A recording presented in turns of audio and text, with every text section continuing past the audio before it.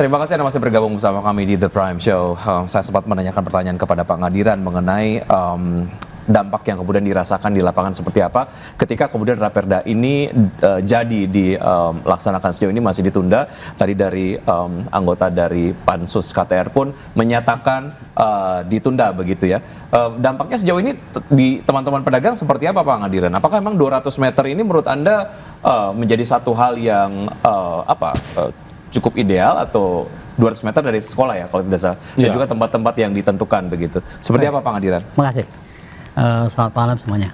Jadi pertama adalah menyangkut dengan tempat dulu. Bahwa tadi dijelaskan jarak 200 meter. Ini harus diperjelas dulu. Jangan sampai nanti sosialisasinya belum sampai kepada masyarakat yang stakeholder terkait, tapi ini sudah ketok palu. Kami bersyukur bahwa dari anggota Dewan sudah menyampaikan ditunda. Nah, ditunda ini juga barangkali kami dalam kesempatan ini bersyukur dan terima kasih. Satu, mungkin ada usulan kami barangkali menjadi kajian. Di sini kan KTR. Kami mengusulkan sebenarnya kan KDR. KDR itu apa? Kawasan dilarang merokok. Okay. Antara kawasan dilarang merokok dengan kawasan tanpa rokok itu beda. Kalau yang dibahas sekarang dengan segala jalur kan kawasan tanpa rokok, sehingga di mana tadi ada jarak-jarak boleh beli, jangan sampai boleh di tempat lain tapi di sini boleh merokok. Padahal yang penting di sini sebenarnya kawasan dilarang merokok. Contoh, ini ada rumah sakit nggak boleh merokok, tapi mungkin ada tempat tertentu yang disediakan untuk merokok kepada hobi perokok. Mungkin ada restoran, mungkin ada tempat di mana orang boleh merokok, tapi ditempatkan di tempat yang tertentu. Bawanya dari rokok kan dari mana-mana saja, boleh belinya di mana saja. Karena akan berpengaruh. Kalau misalnya belinya katakanlah di warung pinggir jalan yang sebenarnya boleh tadi, yang jaraknya di luar 200 meter dari sekolah dan juga kawasan yang ditentukan. Kan pengertian di sini beda antara kawasan tanpa rokok dengan kawasan dilarang merokok.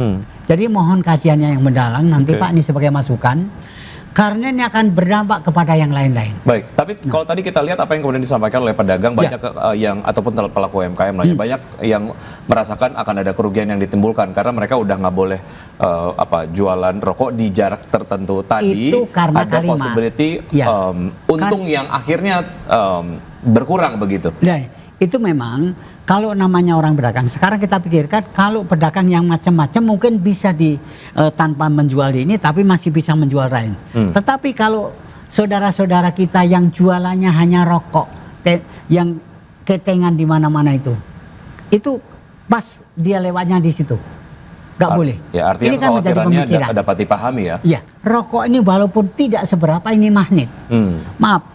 Karena tidak ada rokok, dia nggak beli mie di sini, nggak ada rokok, mungkin dia nggak beli sabun di sini, nggak ada rokok, dia nggak beli beras di sini. Makanya dapat dipahami banyak kekhawatiran terkait dengan kekhawatirannya di situ. Peraturan makanya ini. Nanti bagaimana Pak Ketua Dewan? Baik, Bang Ali, usulannya seperti itu gimana? Ya, jadi begini, tadi menarik ya. Salah satu isu yang paling menarik dari kawasan Perda KTR ini adalah radius 200 meter dilarang berjualan dari tempat belajar mengajar atau satuan pendidikan, yaitu sekolah dan tempat bermain anak. Nah, jadi begini, spiritnya adalah yang perlu saya sampaikan dulu. Kenapa ada pasal ini sebenarnya dimuatkan di dalam PP, peraturan pemerintah. Jadi jadi kami dalam perda itu mengadopsi dari peraturan pemerintah sebetulnya. Nah, yang bisa saya pahami pertama adalah kenapa radius 200 meter dari sekolah dulu. Kemarin saya diskusi dengan pihak dinas kesehatan, jadi spiritnya itu melindungi anak-anak sekolah agar tidak mudah dapat membeli rokok. Ini spiritnya. Kenapa? Saya yakin dan percaya semua orang tua yang punya anak sekolah hari ini pasti mendukung, pasti sepakat agar anaknya tidak mudah mendapatkan rokok di lingkungan dekat sekolahnya. Kalau dari sisi ekonomi, tadi sudah saya sampaikan bahwasanya memang ini perlu ada kajian lain, seperti tadi Pak Ngadiran bilang, bagaimana dengan pedagang yang khusus jual rokok. Memang menjadi debatable, kan rata-rata kalau warung-warung itu kan cuma nggak jual cuma rokok ya Pak ya. Ada Macam-macam. Indomie, ada gula, minyak dan lain sebagainya. Tentu kalau ditarik tadi kata Pak Ngadiran apakah nggak ada rokok terus orang nggak beli mie, ya mungkin masih debatable juga ya. Itu mesti kita pastikan juga. Ya, artinya Anda sendiri juga mengatakan jika kemudian kebijakan ini diterapkan, sebetulnya tidak akan ada loss yang begitu besar begitu ya dari sisi pedagang sendiri.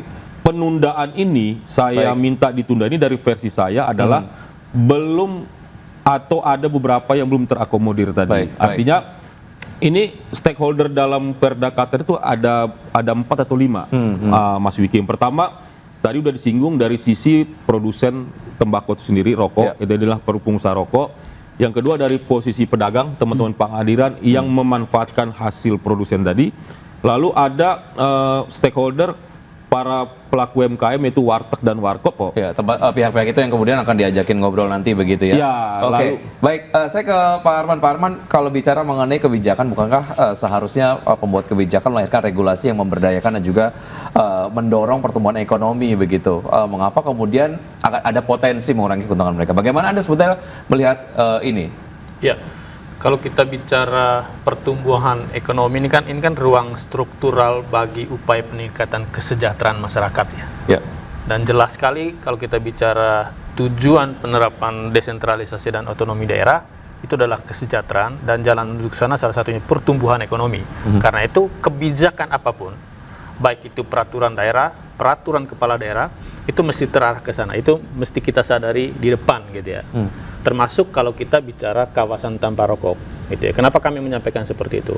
Tadi data-data di awal kan sudah disampaikan bahwa orang atau tenaga kerja yang bekerja di ekosistem ini, bahkan kalau dari catatan kami tahun lalu itu sekitar 6 juta orang gitu ya, hulu hilir, mulai dari petani tembakau, kemudian teman-teman yang bekerja di produsen tembakau, sampai para pedagang kaki lima, para UMKM gitu ya. Jadi itu mesti dihitung benar-benar agar kebijakan ini mendatangkan kesejahteraan untuk semua, gitu ya. Hanya saja memang kenapa kebijakan ini menjadi polemik begitu berkepanjangan. Bahkan di DKI Jakarta sendiri kan Pak Lubis, ini kan sudah bertahun-tahun ya. Gitu ya. Sudah bertahun-tahun, bahkan dari dulu ada peraturan gubernur kawasan dilarang merokok, gitu. Ada inisiatif untuk kawasan tanpa rokok karena memang ada tegangan antara isu kesehatan dengan isu ekonomi, gitu ya.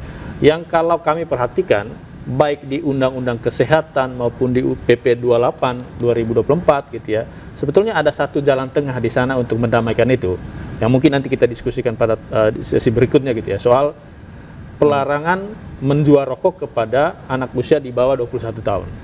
Menurut kami ini satu jalan tengah. Tapi sebelum ke sana, kita bicarain tadi soal dampak ekonominya. Kebetulan Pak Ngadiran, kami juga coba melakukan, ya sebetulnya secara anekdotal juga gitu, secara kualitatif, kita ke sejumlah tempat di Jakarta Selatan dengan di Jakarta Pusat, ke beberapa pedagang kaki lima Pak, kita wawancara, yang itu kebetulan berlokasi, beroperasi di sekitar sarana prasarana pendidikan, baik yang sifatnya formal, informal.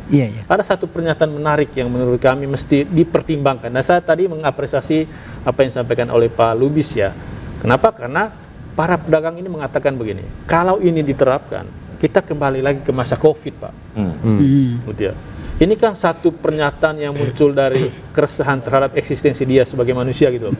Yang menurut kami, kita apresiasi Pak Lubis, dengan kondisi seperti ini, alangkah baiknya kita mengambil jeda, atau bahasanya Pak Lubis itu kita menunda, agar kita bisa menerapkan apa yang ada di dalam Undang-Undang 13 2023 itu 2022 ya, soal perubahan kura, soal cost benefit analysis, yang kalau kita pakai pendekatan regulatory impact assessment, itu diamanatkan oleh Undang-Undang 13 itu. Artinya di masa jeda ini, di masa penundaan ini, policy maker baik Pansus maupun Pemprov itu melihat apa cost, apa benefit dari pengembangan kawasan tanpa rokok ini. Saya ke Mas Aldo. Mas Aldo, wajarkah kemudian jika tadi ada keterbatasan terkait dengan sosialisasi dan juga pihak-pihak yang belum diajak mengobrol lah ya, ataupun berdiskusi terkait dengan hal ini, wajarkah kemudian jika sekarang ada penerjemahan, apakah kemudian aturan ini mengatur area untuk merokok atau melarang produknya? Ini yang kemudian akhirnya menimbulkan kekhawatiran lain sebetulnya. Kita akan lanjutkan usai jeda berikut ini, Bapak-bapak dan pemirsa tetap bersama kami akan segera kembali.